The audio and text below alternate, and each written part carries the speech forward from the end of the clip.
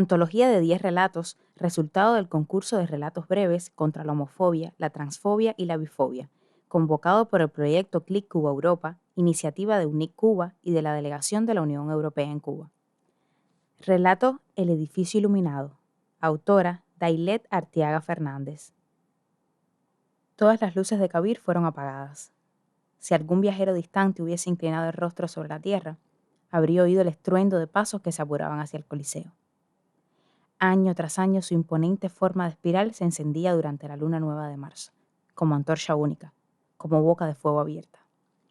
Mujeres y hombres, niños con sus perros, los gatos que rumiaban en las esquinas, madres amamantando a sus hijos, ancianas batiendo aún el cal humeante en las cacerolas de barro, las aves domésticas liberadas para la ocasión, el buscador de corales con la escafandra puesta, la premura lo había hecho olvidar la pesadez del traje. Todos habían visto como el sol naranja se agachaba sobre las nubes del oeste. Era justo el momento de lanzarse calle abajo hasta el edificio de luz.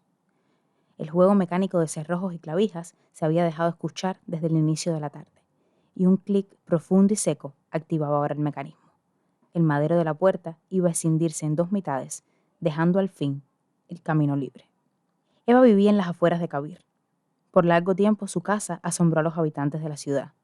Con la forma eterna de un pájaro, mostraba tras los cristales libros y más libros perfectamente organizados.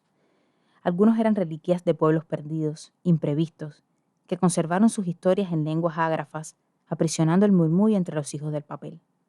Otros solo podían moverse por un artilugio de sogas que la joven cargó desde el lejano Anax, lugar donde se recordaban las historias de los héroes sobre una roca gigantesca.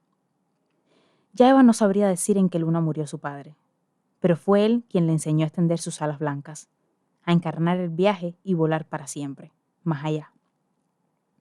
Le gustaba leer largas horas en las mañanas, envuelta entre sus edredones, y en la noche sacudía sus brazos para oficiar el vuelo misterioso. Primero fueron los niños quienes asomaron los ojos en los ventanales, maravillados con las aventuras que aquella mujer hacía surgir en el pequeño salón. La vieron robar una armadura que le quedaba algo holgada en su cuerpo diminuto, y con ella, puesta, había enfrentado en desigual batalla al hijo de Príamo. La lanza del príncipe atravesó el metal, y las rodillas de Eva se doblaron quedamente sobre el polvo. Su cuerpo yacía en un charco de sangre trémula. Ante semejante horror, los niños habían echado a correr asustadísimos, dejando atrás la voz de un hombre invisible que aclamaba a la diosa. A la noche siguiente volvieron a la casa. Querían saber qué fue de la mujer agónica.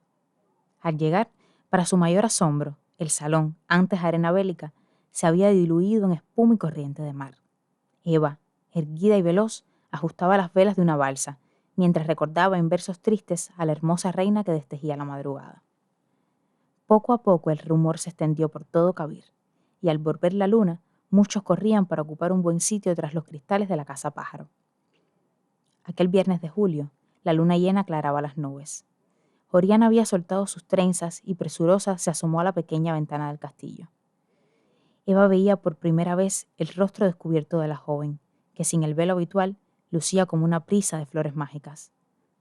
La princesa atraía el brillo lunar sobre sus ojos, a ratos llenos de lágrimas, misteriosos y en grácil ademán, continuamente secaba sus pestañas con un pañuelo de seda verde.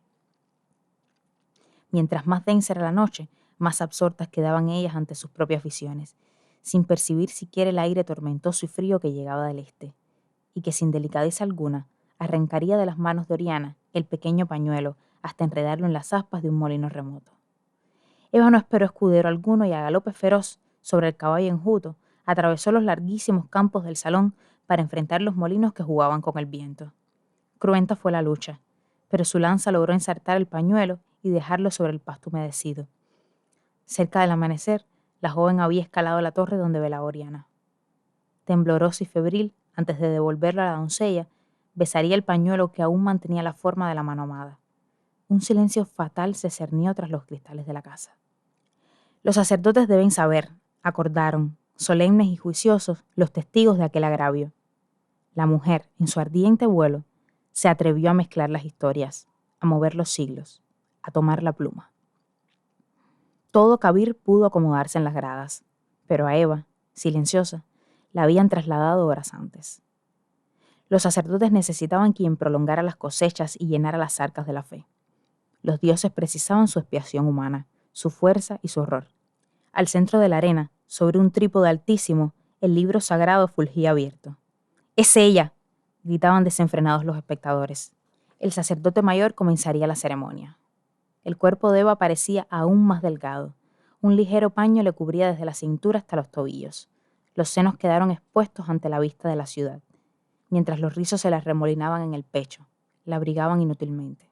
El hombre santo dejaba caer las páginas del libro una a una, con parsimonioso gesto, hasta que finalmente encontró la que buscaba. Y salió del altar otro ángel que tenía poder sobre el fuego. De entre el rumor de las palabras surgía límpida y brillosa la primera espada. Y llamó a gran voz al que tenía la hoz aguda, diciendo: «Mete tu hoz aguda y vendimia los racimos de la tierra, porque sus uvas están maduras». La segunda espada, tal y como la primera, levitaba sobre el trípode. Y el ángel arrojó su hoz en la tierra y vendimió la viña de la tierra y echó las uvas en el gran lagar de la ira de Dios. Un sonido hiriente y metálico sobrevoló la estructura y aplastó el murmullo.